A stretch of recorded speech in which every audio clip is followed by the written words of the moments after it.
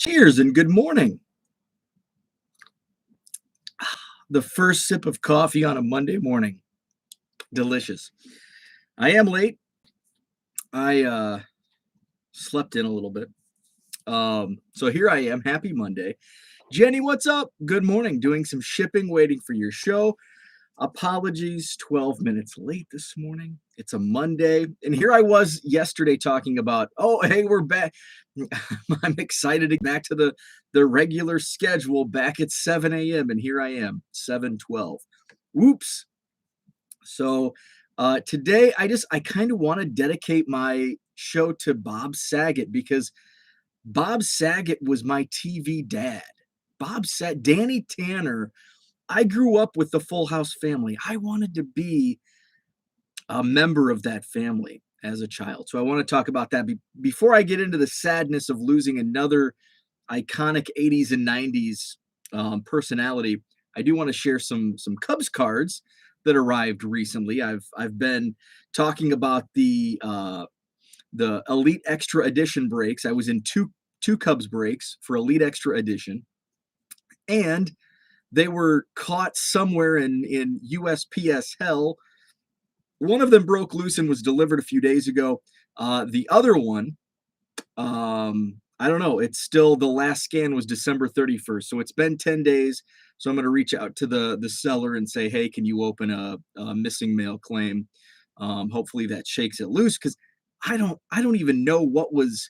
I think there was a Drew Gray autograph. I'm not sure what else, but I think this other break was better quantity wise. I don't think it's going to beat this break quality wise, but I'll show you what I got. So Elite Extra Edition 2021, Christian Franklin. He was a 2021 draft pick. It doesn't say on the card. I think he was like a third rounder, maybe a fourth or fifth rounder. Doesn't say, but this is a shiny Contenders draft picks from Elite Extra Edition. Played for the Arkansas Razorbacks. James Triantos, and this is a base card, James Triantos. Now he is just absolutely mashing the ball, power hitter. He's really climbing the prospect charts within the Cubs organization. So there's a lot of, he was the 56th overall pick, second rounder. He is just absolutely rising in prospect ranking. So he's going to be, James Triantos is going to be one to watch, and just wait till you see what's coming up next. Drew Gray, he's a pitcher, which shows him batting in this photo. I like the back, and I rarely read the back, but when I'm showing these cards, I get to read part of the back. So the first sentence kind of caught my eye. Like a teenager taking his dad's car for a spin. Hitters get taken for a ride whenever Gray busts out the breaking stuff, but we're going to show him batting. So Drew Gray, and the hit. So only 4 cards in this break. It was a 10-box break. The hit, which very rarely do I have the urge to sell a Cubs card, but when I looked up what this card is selling for, it's like, damn. I mean, it's selling for 3 times what the break cost was. James Triantos, die cut auto, numbered to 84. And he's got a pretty cool signature. So this is a really nice card. It's been selling for around $75. I'm not going to sell it, but I've caught the urge. It's like, ooh, wow, that would be a nice return. Would pay for both of the breaks, plus have a little left over. But only I can count on one hand, since I started the 1 Million Cubs project, where I just absolutely hoard every card in existence, Cubs card. I've only had the urge to sell a few times. Early on was Dylan Cease, because he was getting ready to make his debut, and I actually did sell 2 Dylan Cease cards, the gold refractor auto and a refractor, first Bowman Chrome refractor auto. So I sold 2 because I had bought those cards prior to the 1 Million Cubs project, and they were speculative buys. Like I was prospecting Dylan Cease. And it was a real, like, he had arm issues, Tommy John, he's a pitcher. Like, so I was able to get his stuff cheap, and I basically with the sales of those two cards, funded all of my Dylan Cease collection because I was able to buy him for so cheap when he was a prospect. So Dylan Cease, and then the Don Zimmer, the 91 Tops Don Zimmer. I I I was this close to selling some Don Zimmer. I mean, I could have sold like 10% of my Don Zimmer collection and bought a Cap Anson, bought an original Cap Anson. So I think that was just dumb on my part to not sell my Don Zimmers. But hey, it's hard. So I get why people brag about never selling a card. It's kind of a badge of honor. I get it. And then David Bodie, when I waited to buy his first Bowman. It was retail only autograph and Bowman a couple of years ago. It started out at like $25. I thought it was a $5 to $10 card. It dropped, and I think I got it for $7 or $8 after about a month. And then he hits that grand slam walk off on Sunday Night Baseball, and that card goes from like $8 to $75. And it's like, in 2 weeks, I can buy this. I can sell this, and I bought it for $8. I can sell it for 75, and in 2 or 3 weeks, I can buy it back because it's going to be like a $20 card. And that's basically what happened. Although he did hit another walk off, I was in attendance for another walk off by Bodie, but that one is still in my collection. And I'm kind of glad because now I have these stories. So now that David Bodie autograph, first Bowman autograph, isn't just a first Bowman autograph, David Bodie. There's a story behind it, like, a personal story that I waited it out and I bought in low, but then he hits that grand slam on ESPN and it spikes 10 times, but I decided to keep this card. If I would have sold it and bought it back a few weeks later, yeah, I could have bought some other Cubs cards, but then there's not a story attached. And for me, there's not too many stories attached to baseball cards. There are, my Ernie Banks rookie has a great story behind it because of how I acquired it. But a lot of cards I just buy on eBay or buy in bulk or dig through quarter boxes. And it's like, oh yeah, I remember I had this. There's not many stories attached. So I kind of like it's kind of an artificial story, but it's a story nonetheless. All right. So I'm going to go to the chat real quick before I talk about Danny Tanner. We've got, let's see, good morning, doing some shipping. Mark is with us. What's up, Mark? Zach, good morning. Oh no, wasn't meaning anything about you late. I just enjoy take the time to do this every day. Thank you. Herman, what's up? David is with us. Good morning. Herman, day 5 of being homesick. Damn. I hope you're feeling better. It's not the bad virus getting the world, is it? A lot better going back to work Wednesday, hopefully. Hopefully you start feeling better. That really sucks. Let's see. Came at a bad time yesterday. Oh no. Yesterday was when you were supposed to meet Jim Rice. That sucks. I am sorry. When you think about selling a Cub, you should ask yourself, what would Don Zimmer do? He's in Anderson, South Carolina, where he's from till the 15th. Well, hopefully you can get better, and hopefully it works out that you can catch him before he leaves. DR, what's up? So those were the Cubs. I need to find a spot for them. I haven't organized my eBay inventory, so my sorting table I cleaned up so I could like put my stacks of new eBay inventory on, and now I'm running out of room on that. So I've got some shipping today, and then I'll probably list some cards because I listed some just randomly on the couch watching some football yesterday. But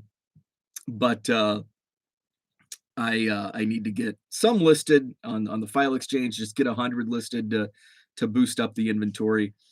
And then do some organizing because it's much needed. So we were dealt another blow yesterday for 80s and 90s kids.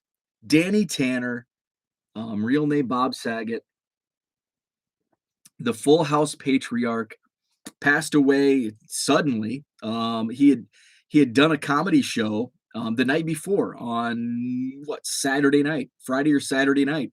And they found him in his hotel room. I think in somewhere in Florida. Um, Cause of death hasn't been revealed, but 65 years old, too young. And I just so growing up, I was in the reason you're like, this is a baseball card show. Why are you talking about celebrities in Full House? What's up, Dan? So Bob Saget. So it's hobby evolution, and Full House was like a hobby for me. I loved watching Full House. In fact, I was such a Full House. It wasn't just a TV show for me. Like I wanted to be part of the Full House family. Like they had all sisters. They needed a brother. And I think part of the reason is because I grew up I have siblings, but they were much older, out of the house. And I think I wanted that family dynamic with a dog and siblings because I didn't have, my parents wouldn't let me get a dog until I got in junior high. My mom brought home this little cute little black lab puppy dog. Oh, it's not going to get that big. My dad knew otherwise, but mom's word stood. We got Boomer the black lab, and he was a big dog. So I think it was in 7th grade when we got Boomer. But I didn't have a dog. Like as a kid, I wanted, always asked for a dog, always asked for a brother. I wanted a brother. Because I lived in a small town, and I needed somebody to play with. I got Matchbox cars. I want to play Matchbox cars. So I wanted some siblings. So I kind of gravitated to Full House. There's always, I loved when we had a few years we hosted like holiday gatherings, and it was kind of like the Full House house. Like people were just always in and out on those holidays, and I loved it. Um, I loved having people around, and I loved having kids to play with. And so Full House had that. So I loved that dynamic, that family dynamic. That they're always up to some shenanigans on Full House. So I loved Full House. And I mean, I loved it so much that remember the book fair? The book fair would come to town. Um, the company that ran the book fair, they had like the 3-page catalog or 5-page catalog of here's what books are coming. And oh man, the teacher would pass that out like, okay, 2 weeks from the book fair, make sure you take this home, tell your parents so they can give you money for the book fair. And then you're going through and it's like, ooh, a Joe Montana book. There's 2 Full House books. There's a trivia book and a picture book.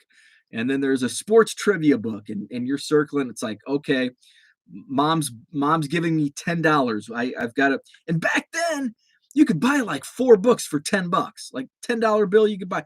I don't know if anybody has kids that they're doing book fairs, but I bet you I don't know. You could probably buy 1 book for $10. Like how much are the books at the book fair now? Like $8 probably. So I'd always come home with like a Full House book and then a couple sports books. So I mean, I was a Full House fanatic. I'd watch Full House reruns and sort my baseball cards, play with my baseball cards, and just so it was part of the hobby for me, watching Full House, having Full House reruns. My wife wasn't a Full House fan, so it's like she likes Perfect Strangers, some of these 80s and 90s shows. So I can get away with Perfect Strangers. My Two Dads, which used to run on like My TV or one of those stations, that they used to have back-to-back episodes on Sunday nights of My Two Dads that we would watch. Step by Step. I just see it rolling in the chat there. Dan says Step by Step. Yeah, Step by Step was another one that we watched. But I was Full House. So but my wife wasn't watching. So I turned Full House on and she just kind of gives me the side eye. But Full House, the whole TGIF lineup was, that was like, I can like clear as day. Like I can remember on a Friday night, I'm in my bedroom on this little 13-inch TV that I've got with TGIF, and I'm sorting baseball cards on the floor. Sometimes I'd build card houses out of my commons, but I'd flip through my Cubs collection or my Joe Montana collection or whatever I was collecting at the time, and I was watching Full House and Perfect Strangers and Step by Step and what else was there? Hanging with Mr. Cooper. Not My Two Dads. Just the 10 of Us was one of the early TGIF shows. So brings back. I'm gonna go back to the chat real quick. Jenny's goal is 2,000 active by Wednesday night. Currently at 1,790. Awesome, love it. And you were just that. Look how fast you're going because you just hit 1,000.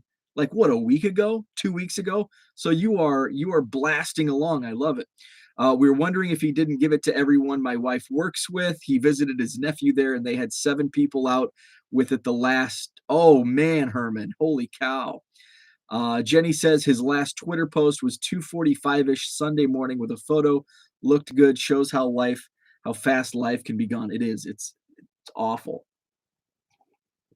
There's the start of a curse running through that Full House. David, what's up, that 70s card show? David says, I can confirm the book fair still exists. So, David, what are the prices on books at the book fair now? Because I remember I could take a $10 bill and get like 3 or 4 books. Of course, that was 30 years ago. So I'm just curious, can you buy one book? Can you even buy one book for $10? Fall Creek Collectibles, what's up? Always fell during teacher conferences. That 70s card show, you could also buy 10 cards for 25 cents.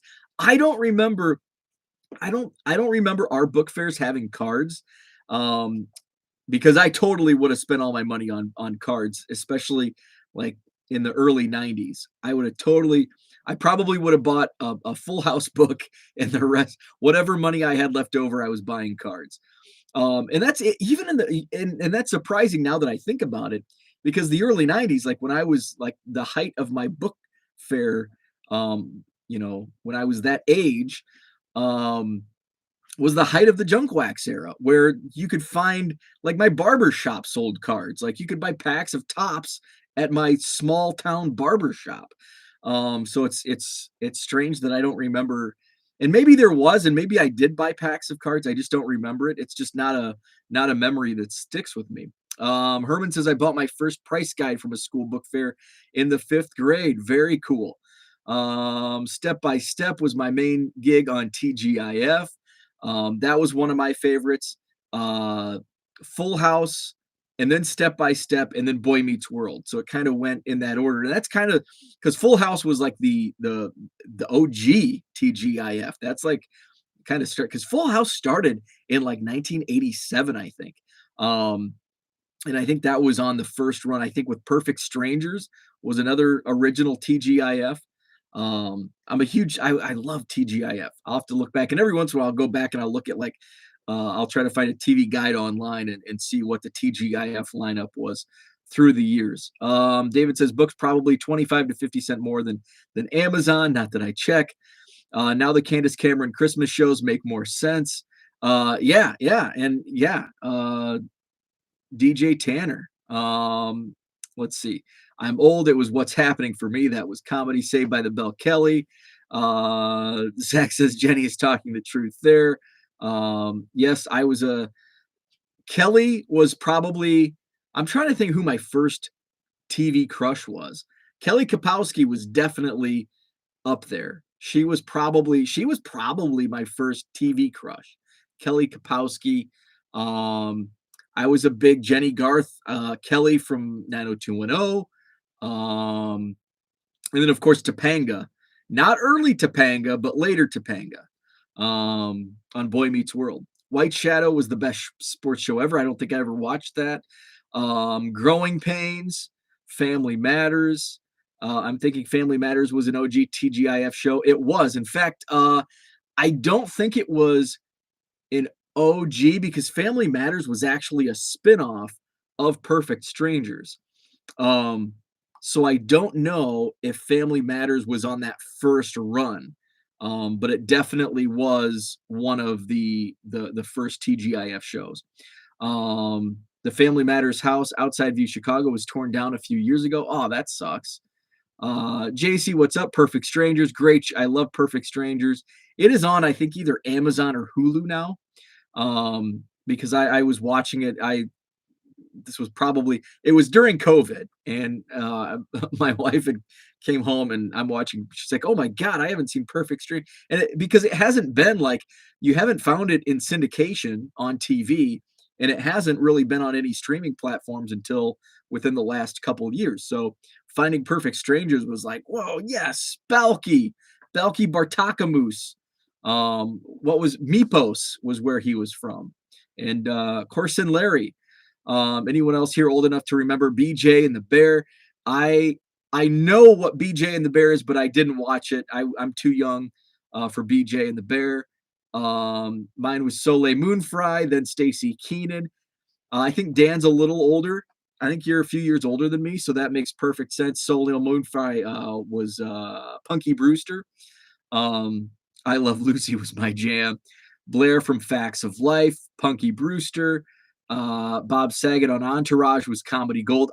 So I'll never forget, like, so Full House. I was in like junior high age when Full House ended in like the mid '90s, and so I remember the first, like, I was probably high school age when after Full House, Bob Saget became like he his comedy was his self. Like he wasn't squeaky clean Danny Tanner. He was a pretty raunchy dude.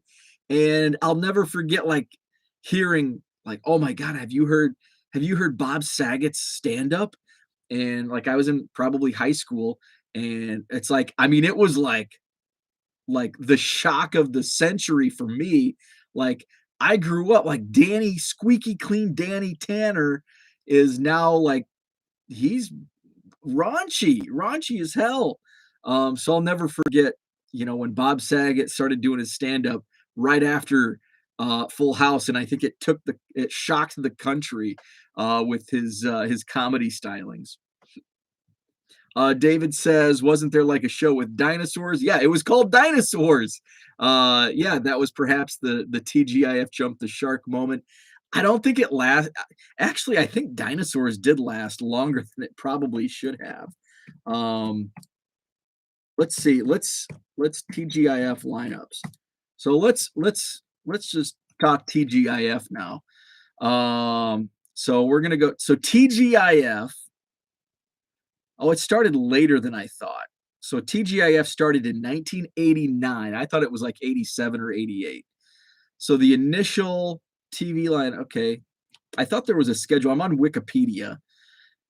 So here it is. So Wikipedia says 85, which I don't think they really branded it TGIF until like the later 80s.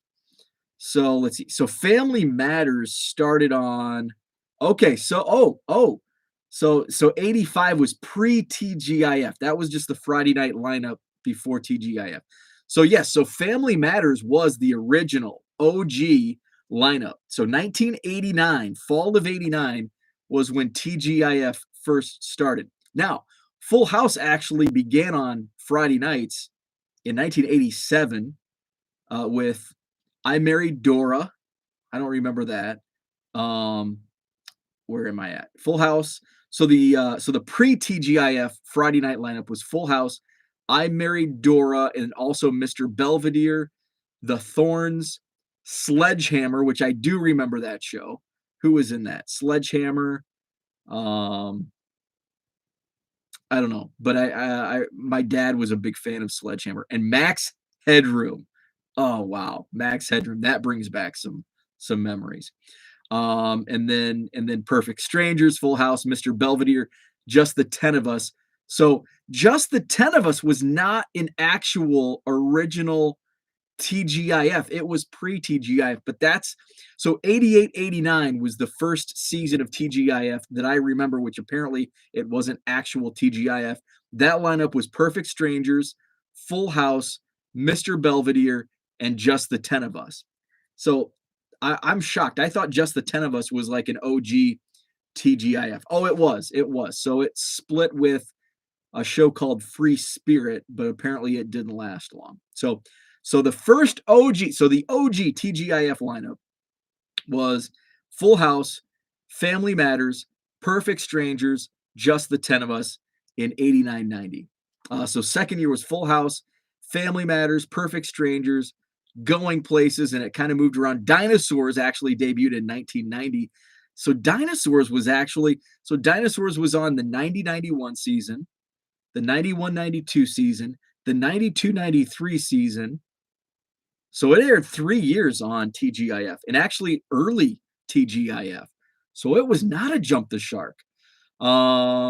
Let's see. Jenny says this off-topic Monday is fun. Yeah. So that's in a lot of people, Dan, are talking. I've seen it on Twitter. A lot of people are talking about Bob Saget was the original YouTube. Like America's Funniest Home Videos was like YouTube 20 years before YouTube. Like that was like, so when YouTube came out in like 20 years ago, that's what we watched on YouTube, were people getting hit in the groin,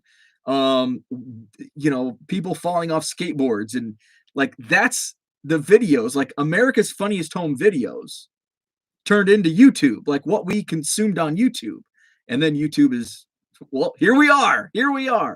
So yeah, so he did America's Funniest Home Videos, which was like the original YouTube, just 30 minutes a week on Sundays.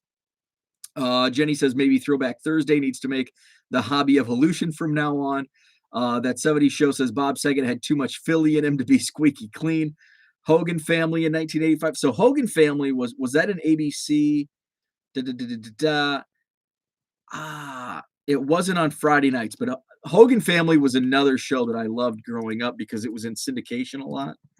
Let's see. Hogan Family was CBS.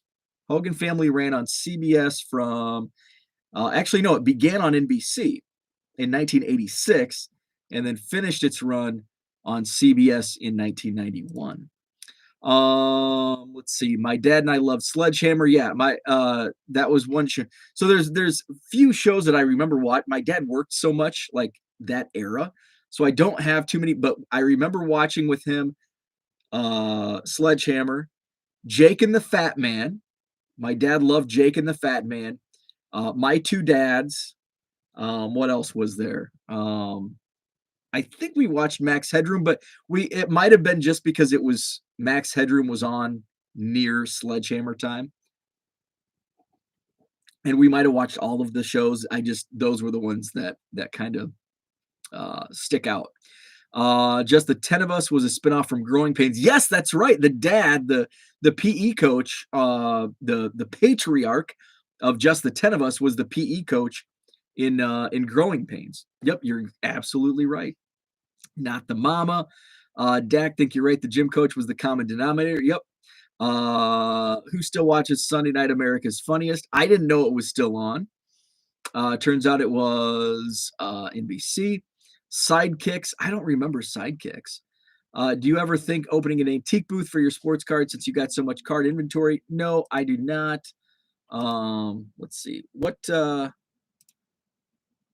Sidekicks? What was Sidekicks? Sidekicks TV series, Sidekicks film, TV movie, an album. Oh, Sidekicks was a 1986 TV series. Who was in that?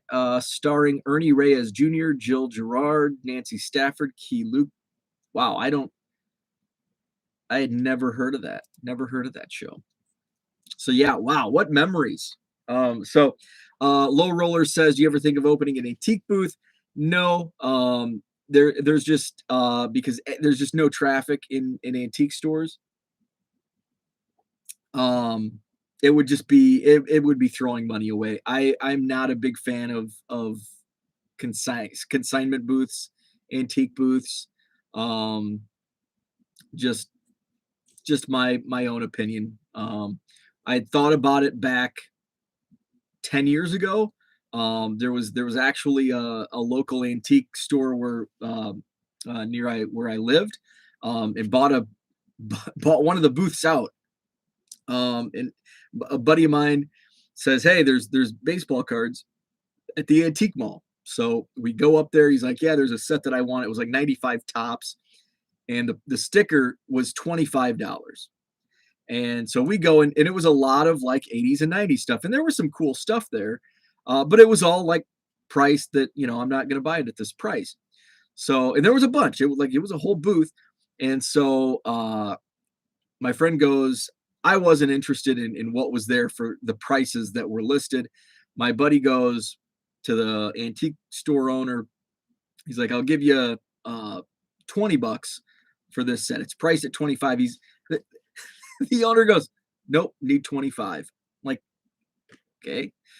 And then it gets better. He goes, well, you can have it all for 200. Like, you wouldn't go down $5 on this set, but you're going to sell everything for 200. And so we're like, yeah. So my buddy's like, well, I don't want all of this stuff. And I'm like, well, let's go in halvesies. And so we each put in $100. I think, I don't know if I drove or we had to get his truck for some, or maybe he had to empty the back of his truck out because there was so much stuff in it. And so we bought this stuff and this was fun. So we split the collection. So we take it all back to my house, put it all out in the living room, and we had a draft. So I gave him first pick because it was his idea to go, and he wanted that set. And like there was a lot of stuff that, like now that we have it, I want some of this, but there was nothing that, so I gave him first pick. He takes the 95 top set. That's all he wanted. And then I had second pick, and then there was like I don't know what else there was, but we ended up going back and forth, and there was a ton of stuff. Like, I think I ended up with like 10 unopened boxes of those swell baseball greats. And I was selling the sets for like not 30, like 10 or $15 a piece. And I probably had 10 or 12 sets made. So it was, it was a great buy. And there was an envelope that had the F-face Billy Ripken in an 86 top Steve Young rookie card. And my buddy's like, it was just in a box. And I'm like, hey, do you want to split these? Like, I already have those. You can have them. So it's like, oh, hey, pretty cool. So it was a lot of fun. Spencer for Hire and its spinoff Hawk with Avery Brooks, whom I met twice at conventions because I loved him in Star Trek Deep Space Nine. Antique booth is passive income. You just need to fill inventory so you can sell it in the store. It's not passive income because you have to pay for the space. So you take the stuff, and yeah, it's passive, but you take the stuff and it's how much, $50 a month. Like, you have to sell $50 worth of stuff just to break even. I don't want to do that because I can just move everything on, eBay, and then my junk stuff I can just move. So it's not worth it. It's not, because you have to, you're not putting any work and initially you are, but then you're not doing any work, but then you've got to sell more than $50 a month or whatever the rent for the booth is per month. And there's just not traffic. Like, and what I would be selling there would be junk, for a couple bucks, and it would take a lot and there's just not enough traffic that would buy what I would be putting out there. You can sell your 25-cent cards. So, and here's the issue with that. And I'll combat that with, you don't want to have 25-cent cards in boxes for theft. Because in an antique store, kids come in, whatever, adults, I shouldn't just blame kids on theft. Anybody can just, oh, here, I'm going to take these couple cards.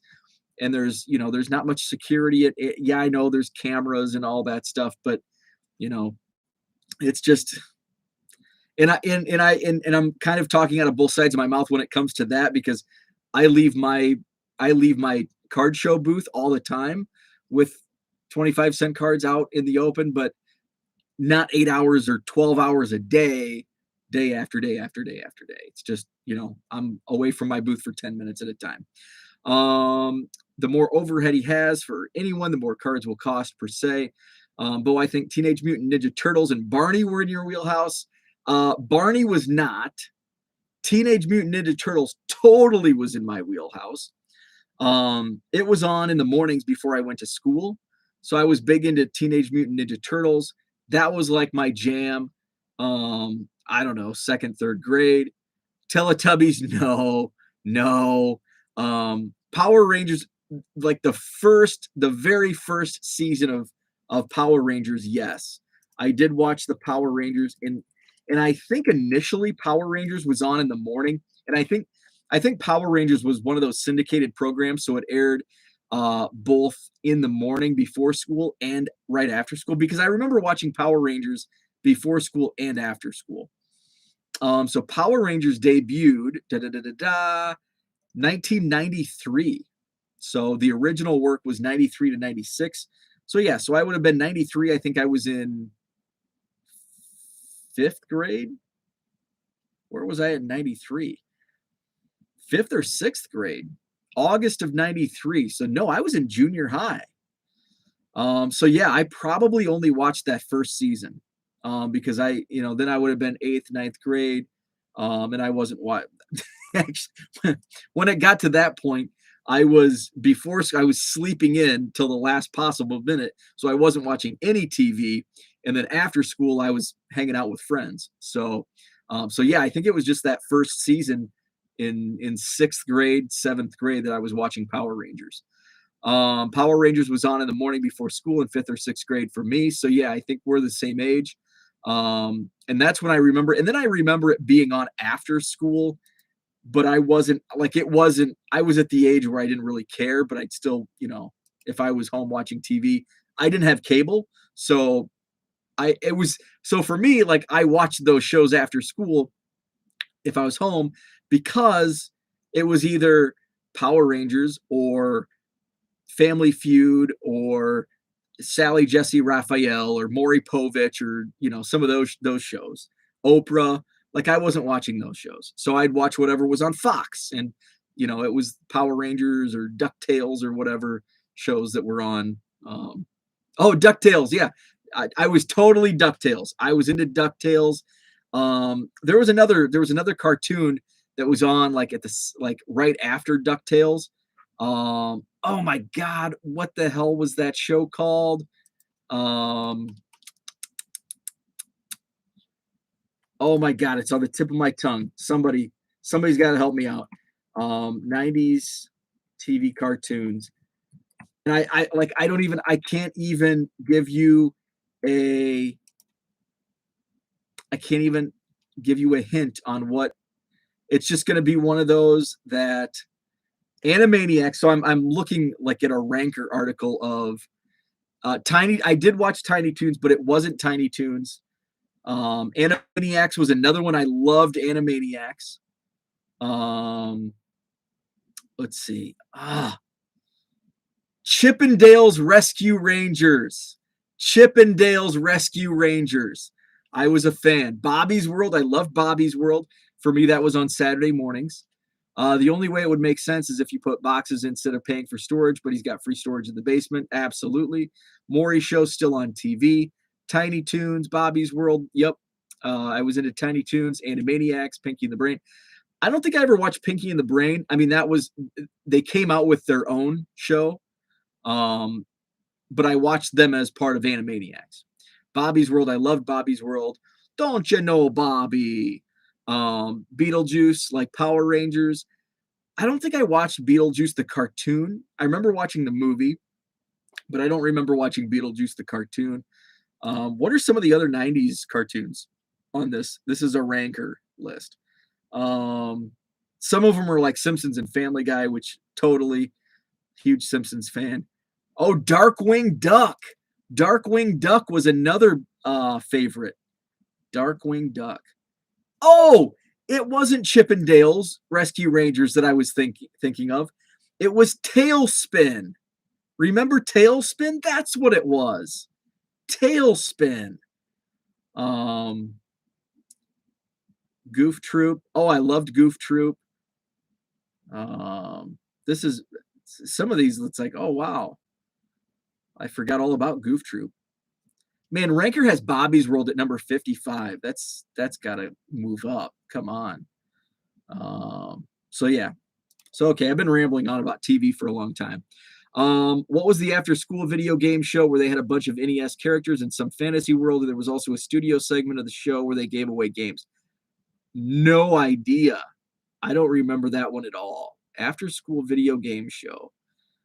NES characters in some fantasy world. Man, I don't remember that one at all.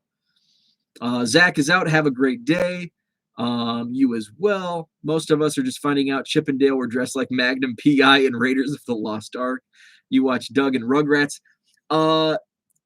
Just a little bit. I didn't have cable, so those were Nickelodeon shows. So I did not watch Doug and Rugrats unless I was at a friend's house, and I would watch it there. I know that when I was at my cousin's house, she had cable, so I remember watching Doug and Rugrats there. But I didn't at home because I was limited to my 4 channels. So I'm going to run. I've got some shipping to do. Good fun. Rest in peace, Bob Saget, my TV dad, Danny Tanner. Tough couple weeks losing John Madden, Betty White, now Bob Saget. So was a lot of fun reminiscing of 90s TV shows. Any of those you named is better than the Ludes. I don't remember that show either. Herman, are you going live today? I know Herman is sick, so I don't know if there's going to be a show tonight on 3B Collections channel. Herman, if you're still in the chat, let us know. Was Scooby-Doo still on syndication? Yes, Scooby-Doo was my personal OG favorite show in the 80s. So this is going back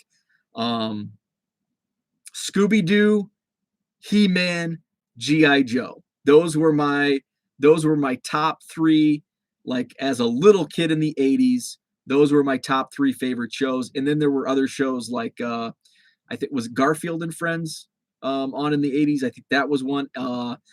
Inspector Gadget, because back in the 80s I did have cable. My dad didn't when we moved, he built a house, no cable. So that was in like 1988. But before 88, like my very young age, had cable. Inspector Gadget was another. And Heathcliff, I loved Heathcliff. Those were some of my 80s favorites. No show tonight. Watching the game. Oh yeah, it's national championship night. I will not watch the game, but I'll probably have it on in the background. My niece watches the Ludes. He-Man was my biggest. Loved all those too. And my one more thought before I leave. Not a thought, just a not a statement, just me talking. I had all those toys, He-Man, G.I. Joe. I didn't have like the big G.I. Joe toys, but I had like all the figures, and they were beat to hell because I was a kid and I played with the toys. I didn't leave them in the box. That's crazy talk. But my mom, like, I grew out of them. My mom gave them to like a family friend, or like, it's like, oh, all of my old 80s toys, they're gone. What's up, Brian? Good morning. I'm just heading out. And it's like, and it's now I look back, and I was thinking about this morning because I have like I still have like the sports books that I bought going back to the book fair. I still have some of my sports books from the book fair, but like the Full House books that I bought at the book fair, long gone. And I'm like, what is that? I bet like when I was in like junior high, I take anything non-sports and sell it at the garage. I want it. Because like I have like anything sports related from my entire childhood, like I either brought here to my house or my mom still has it in my bedroom closet. And then she, every time she comes up, here, I brought another box. It's like, oh, I like having that stuff at your house so I can go through and reminisce childhood when I'm back home.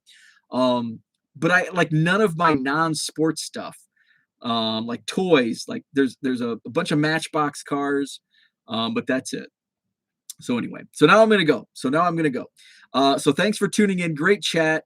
A lot of fun talking TV this morning, 80s and 90s style. Have a great Monday.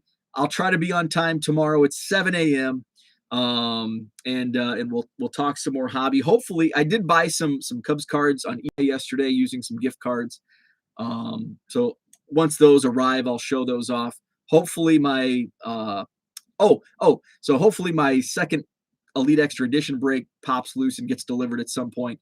My Bowman Draft light boxes that I bought from Tops are on their way. Last they left the Chicago FedEx facility early this morning. I liked how FedEx tracking worked because usually FedEx tracking is like, oh, it's going to deliver to you in 2 days. It's like, come on, you're not going to deliver this in 2 days. I know you, FedEx. No way in hell. So it's like estimated delivery this coming Thursday, and it's like it's already it landed in Chicago on like Sunday morning, but it is FedEx, so it's probably going to get stuck. But it did depart Chicago early this morning, so hopefully it gets to Madison and maybe it'll get delivered. So since it left Chicago early this morning, I'm thinking tomorrow's probably optimistic.